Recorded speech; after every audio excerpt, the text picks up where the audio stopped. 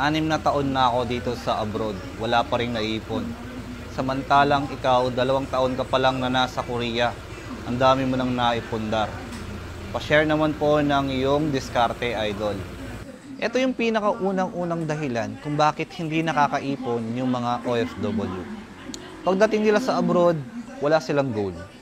Siguro yun talaga yung pinakaunang-una. Dapat mag-abroad ka, automatic, bago ka palang umalis sa Pilipinas, dapat meron ka ng goal. Kasi napaka-importante niyan. Kapag meron kang goal, sigurado kapag nasa abroad ka na, magpaplano ka. So ano nga ba yung plano natin?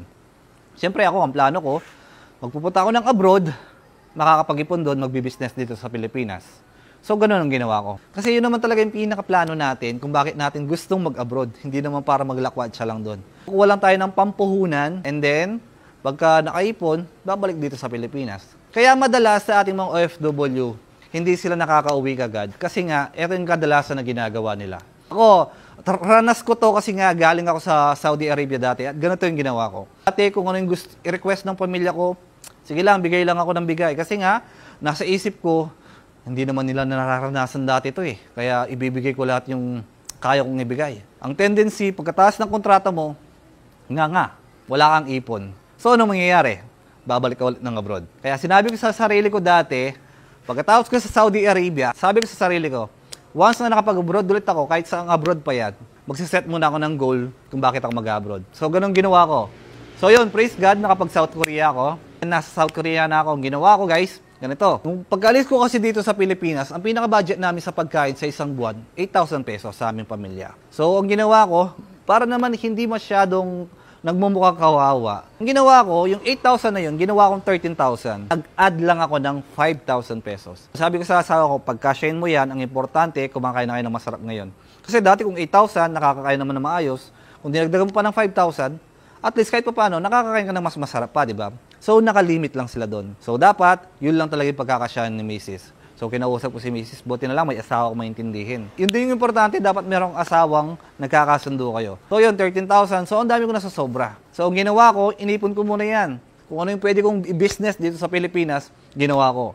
Patayo ko ng tindahan. And then, bumili ako ng kulong-kulong, parent ako ng mga video, okay? Hindi ako bumili ng mga bagay na hindi ko pa kailangan. Kasi kung tutuusin sa South Korea, 3 buwan ka pa lang pwede ka na magkabahay. Pwede kang umutang ng 1,000,000 piso. So karamihan sa mga nag-OFW, lalo sa South Korea, ganyan ginagawa nila kasi maraming loan doon. So gagawin nila, utang sila ng 1,000,000 piso, papagawa ng bahay, bibili ng sasakyan, o naman. So mangyayari, uhulugan mo yon at ilang taon mong hulugan, and then ang mangyayari, meron kang ang bahay, katapos nun, wala ka naman ipon, wala kang business, walang bumabalik sa'yo. Business muna, bago ang lahat. Tutuusin, ang daming nagbabash sa akin sa mga followers ko eh. Actually, hindi pala followers, mga basher pala yun, kasi binabash ako. Sabi nila sa akin, bakit wala ka na ipapakita? Ang tagal-tagal mo dyan sa South Korea. Sabi mo, malaki sinasahod mo dyan. Pero bakit wala kang makitang may pundar sa Pilipinas? So ako, tikom lang ang bibig ko, hinahayaan ko lang sila. Kasi ako, focus ko, business. Hindi mo kasi kailangan na ipakita mo sa mga kapitbahay mo na asensado ka na. O 3 months pa lang may bahay na, may sasakyan na, ganun. Hindi ganun kasi ang mangyayari, ikaw yung kawawa, balang araw. Kaya ang gawin mo dapat, business muna. Ganun ginawa ko, kinutya ng mga basher ko.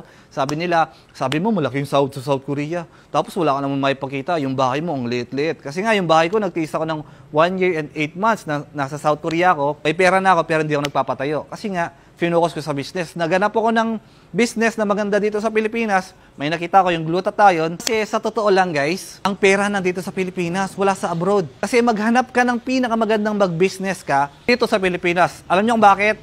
Number 1 na magastos ang Pilipino. Kapag nasa abroad ka, naku, hindi magastos yung mga tao dyan. Wais sila. Hindi katulad dito sa Pilipinas, gastos lang sila ng gastos. Kahit wala na silang pera, gastos lang sila ng gastos. Kung maghanap ka ng magandang business, dito ka sa Pilipinas, huwag ka sa abroad. Pupunta ka ng abroad para mag-ipon lang. Kaya yun, siguro dapat, bago ka man mag-abroad, kahit sa abroad pa naman yun eh, dapat unang-una, mag-set ka ng goal mo, and then kapag nasa abroad ka na, mag-isip ka na ng mga business kung ano yung patok dito sa Pilipinas. Hindi baling maliit, ang importante kumikita. Pinakamapapayo ko lang talaga, ayun, huwag ka munang bumili ng mga luho mo, magtiyaga ka muna. Hindi mo kailangan i-impress yung mga iniwan mo sa Pilipinas o yung mga kasamaan mo sa abroad na, oh, eto, meron na kagad ako ng ganito. Hindi mo kailangan gawin yon. Kasi paniwalaan mo ko someday, kapag meron ka ng matibay na business dito sa Pilipinas, kahit anong bilhin mo pa, mabibili mo yan. Kasi nga, matibay na yung business mo eh. Tulad ko, tingnan mo ngayon, may bahay ako. Samantalang dati pa naman, pwede na ako magpatayo ng bahay. Pero ang ginawa ko, pinagtiis ko muna yung mga pamilya ko. Kasi nga, gusto ko talagang umasenso at makasama agad sila. Ngayon, bumili ako ng motor. May sasakyan din ako, guys.